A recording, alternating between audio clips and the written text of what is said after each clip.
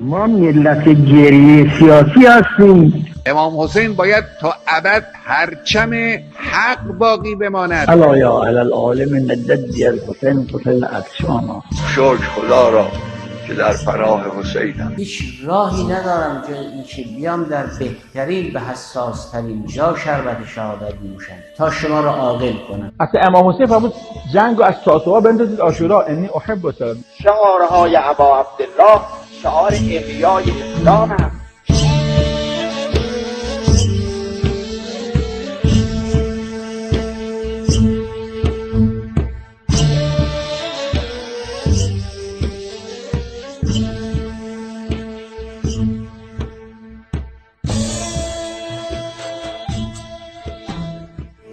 امامت یعنی پیشوایی قافله دین و دنیا توی یک قافله‌ای که همه به یک سمت یک هدف والایی در حرکتن. یکی بقیه را راهنمایی میکند. اگر کسی گم بشه دست او رو میگیره بر میگردانه. اگر کسی خسته بشود او رو به ادامه راه تشویق میکنه. اگر کسی پاش مجروح بشه پای او رو میبنده، کمک معنوی و مادی به همه میرسانه. این در اصطلاح اسلامی اسمش امامه، امام هدایت. سلطنت نقطه مقابل این است. سلطنت فقط معناش سلطنت موروثی، اونی که گفته میشود پادشاه نیست، او یک نوع سلطنت است. بعضی سلطان ها در دنیا هستن اسمشون هم سلطان نیست اما باطنشون باطن سلطنت است. تسلط بر انسان ها، زورگویی بر انسان ها.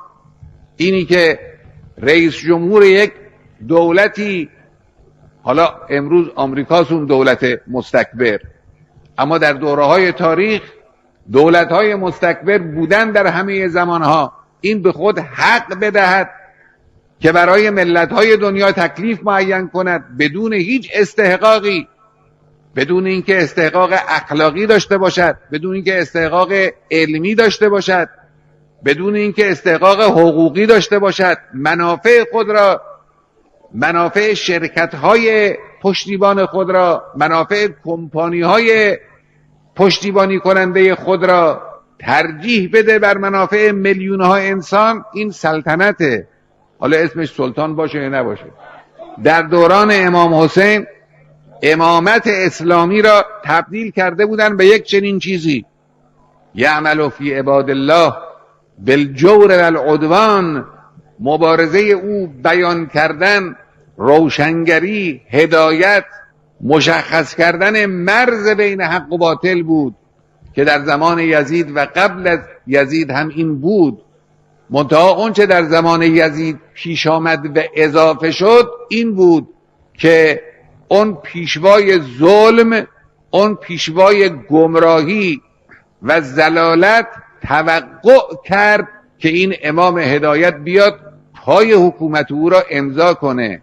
امام حسین ممکن بود اگر چنین توقع بیجا و ابلهانه‌ای از سوی حکومت نمیشد، امام حسین پرچم هدایت خود را بر می افراشت، مردم را ارشاد میکرد و هدایت میکرد و حقایق را میگفت، همچنانی که ائمه بعد از اون بزرگوار و خود اون بزرگوار در زمان معاویه این کار رو میکرد.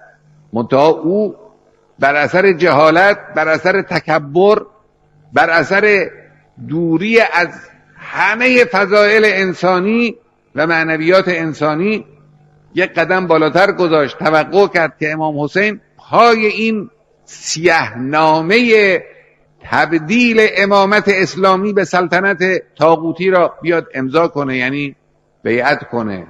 امام حسین گفتش که مثلی لا یبایع مثله. حسین چنین امضایی رو نمیکنه. امام حسین باید تا ابد پرچم حق باقی بماند. پرچم حق نمیتوانه در صف باطل قرار بگیرد، رنگ باطل را بپذیرد. این بود که امام حسین فرمود هیهات من الذله. یه وقت یک کسی یک حرفی را میزند، حرف را زده است، مقصود را گفته است، اما پای اون نمی ایستد، عقب نشینی میکنه، این دیگه نمیتوانه افتخار کنه. افتخار متعلق به اون انسانی است، متعلق به اون ملت و جماعتی است که پای حرفشون بایستند و نگذارند طوفانها این پرچمی رو که اونها بلند کردن از بین ببره و بخوابانه. محکم نگه دارن پرچم را. امام حسین این پرچم رو محکم نگه داشت تا همه جا ایستاد که میدونید تا پای شهادت عزیزانش، تا پای اسارت حرم شریفش